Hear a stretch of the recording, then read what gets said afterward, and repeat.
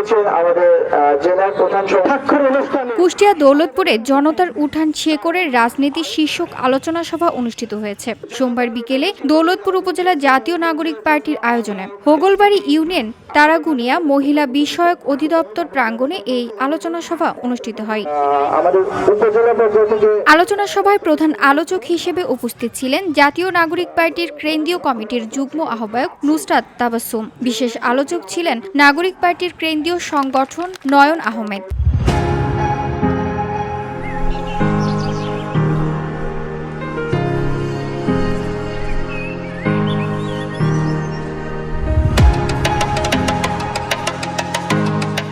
প্রধান সমন্বয়কারী কুষ্টিয়া জেলা এনসিপি জান্নাতুল ফেরদৌস টনি, আব্দুল হালিম সহ জেলা ও উপজেলা জাতীয় নাগরিক পার্টির নেতাকর্মী এ সময় উপস্থিত ছিলেন।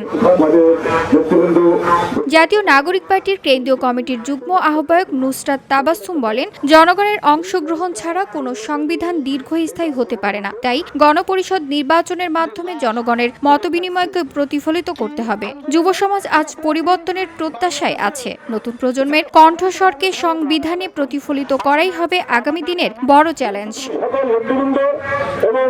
VOD Bangla news desk.